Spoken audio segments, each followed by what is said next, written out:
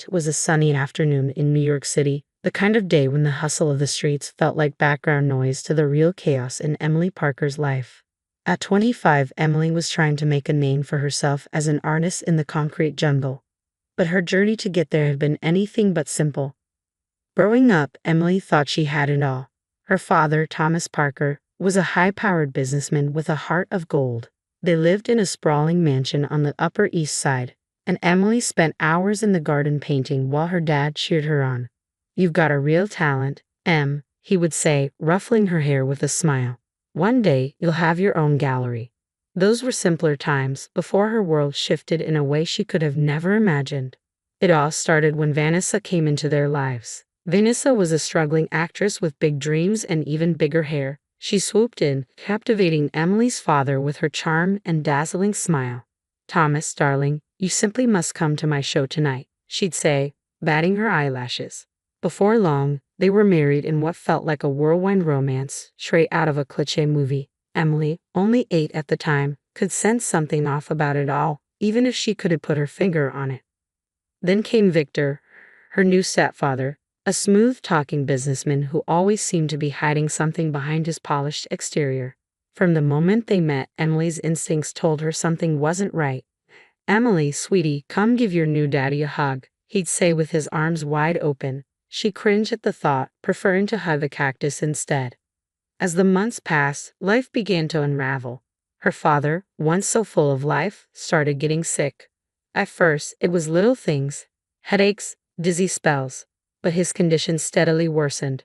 Meanwhile, Vanessa was more focused on her auditions than anything happening at home. "Vanessa, I need you," her dad would plead weakly.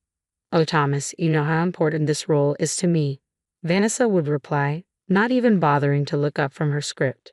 Emily's 10th birthday was the day everything came crashing down. They were all gathered in the dining room, a large cake in front of her, candles lit. She had just blown them out when she heard a thud. Her father collapsed to the floor, pale as a ghost. "Daddy," she screamed, rushing to his side. Victor called for an ambulance, while Vanessa stood frozen in shock.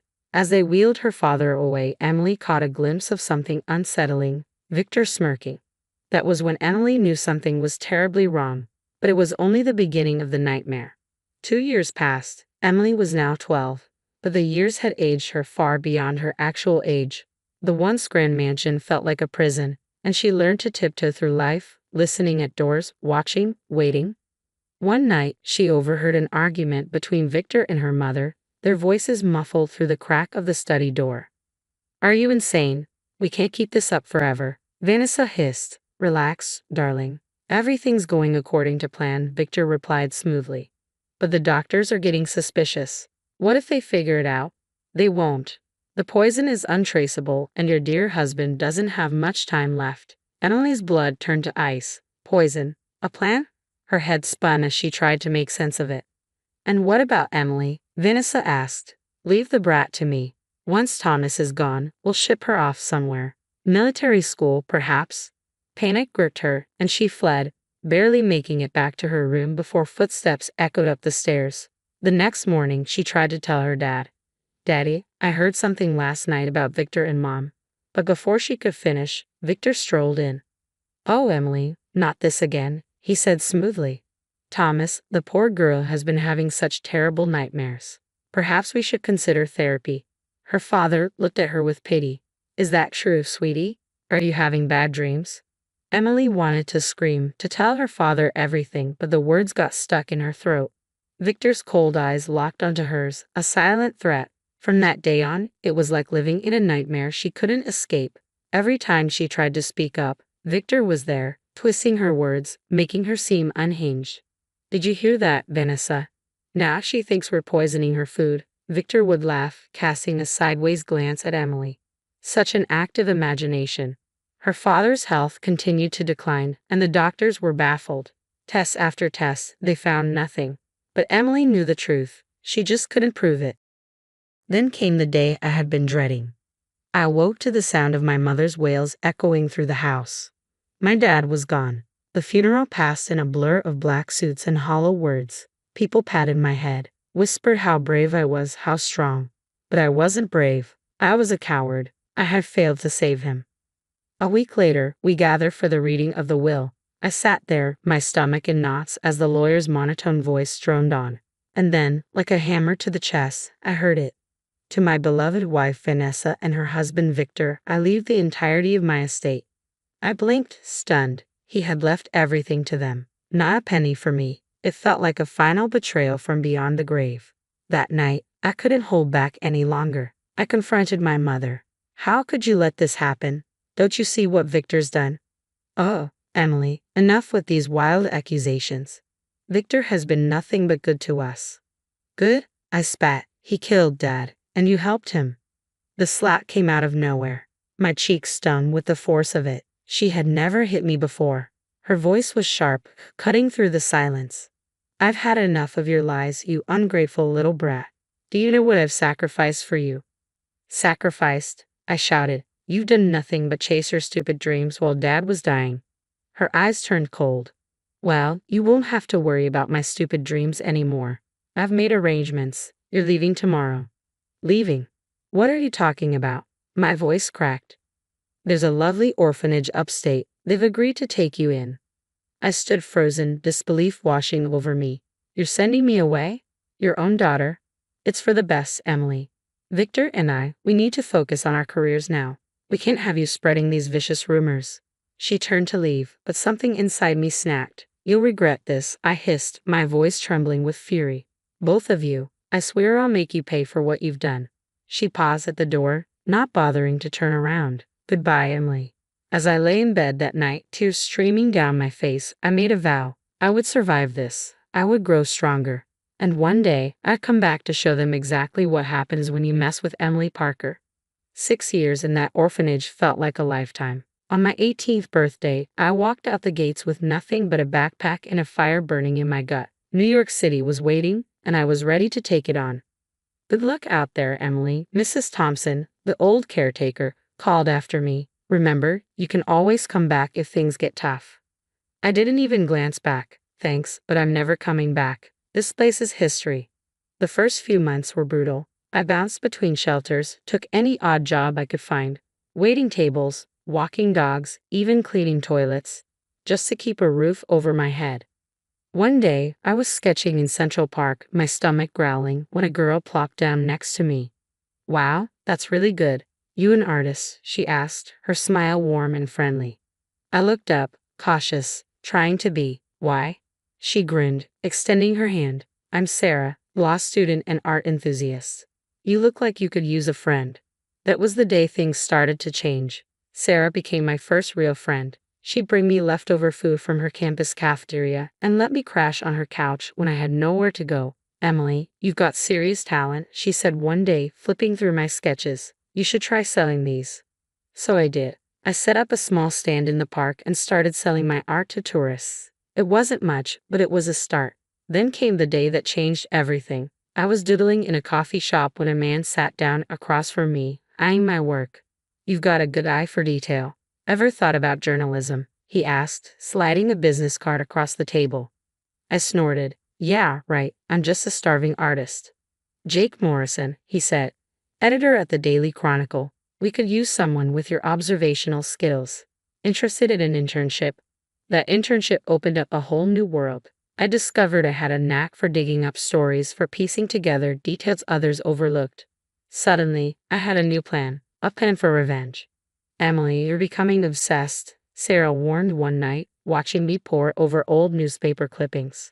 I'm not obsessed, I shot back. I'm focused. Victor and Vanessa ruined my life. Now it's my turn. For years, I gathered evidence, built my network, bided my time. Every story I wrote, every contact I made brought me closer to my goal.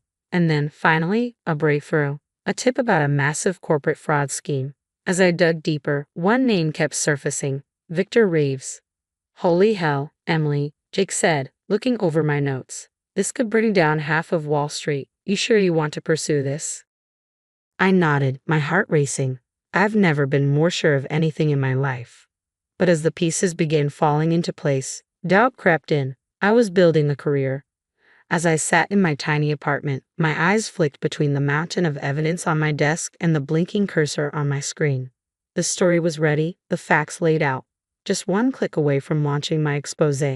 My finger hovered over the send button, but I hesitated. Did I really want to risk it all? Everything I'd built, all I could be proud of, just for revenge. Sarah's words echoed in my head. Don't let them win by letting hate consume you. I stared at the evidence, the fraud, the deception, the trail of lives destroyed by Victor Reeves. But as I thought about my future, about who I was now, and who I could be, the weight of my decision settled in. This was it. The past and future collided in that moment, and I had to choose. The series of articles hit like a bombshell. Corporate fraud exposed, a billion-dollar scam that shook Wall Street to its core. Suddenly, my name was everywhere. My phone rang nonstop. Interview requests flooded in. Emily Parker, the journalist who broke the biggest financial scandal of the decade. But I wasn't done, not by a long shot. As the feds began to circle Victor, I made an anonymous call. I have information about Victor Reeves. It's not just fraud. We're talking murder. The raid was surreal. I stood across the street, my hood pulled low, as federal agents stormed the mansion I once called home. Inside, Victor and Vanessa were hosting one of their lavish charity galas. The irony didn't escape me. FBI. Everyone stay where you are. I watched from the shadows as they cuffed Victor. His face, twisted in disbelief and fury, was a far cry from the menacing figure of my nightmares. He looked old, desperate.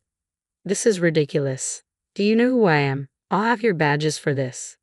Vanessa stumbled out behind him, a shell of the glamorous woman she used to be, her life now fueled by pills and alcohol. Victor? What's happening? Make them stop, she slurred, clinging to him as the agents separated them. Then, her bleary eyes landed on me. For a brief moment, recognition flickered. Emily? Emily, please help me. I'm your mother, she pleaded, her voice weak and broken. I didn't move. I just stood there, silent, as they shoved her into the car. The door slammed shut, and with it, the final chapter of my old life. The trial was a media frenzy. I declined to testify. There was no need. The evidence spoke for itself. Victor was sentenced to life without parole.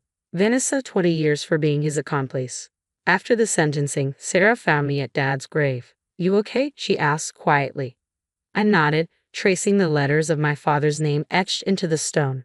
Yeah, I whispered. I think I finally am. The art show that followed was my way of closing the door on that dark chapter. Every painting told a story, of loss, of betrayal, of survival, and ultimately, of triumph. As I stood in the gallery, surrounded by my work, I felt lighter than I had in years. The weight of the past had finally lifted from my shoulders. Emily, congratulations. Jake's voice broke through the crowd. He grinned, waving a newspaper. The New York Times wants to do a feature on you. Rising star in journalism and art. You're going to be a household name, kid. I smiled, but my eyes were drawn to a painting in the corner. It was a phoenix, rising from the ashes with the New York skyline in the background. Thanks, Jake, I said softly, but I think I'm done with journalism. For a while, anyway. I've got some traveling to do, some living to catch up on. As the last guest filtered out of the gallery, I found myself standing alone, staring at the phoenix painting. The girl who had entered that orphanage all those years ago was gone. In her place stood a woman who had faced her demons and emerged stronger. I raised my glass to the painting and whispered, "Here's to new beginnings, Dad. I think you'd be proud." Emily Parker's journey from betrayal to triumph had finally come to an end. But now, I have a question for you. If you were in Emily's shoes, would you have exposed Victor and Vanessa, knowing it might jeopardize your rising career? Or would you have left the past behind to focus on your success? Share your thoughts in the comments below.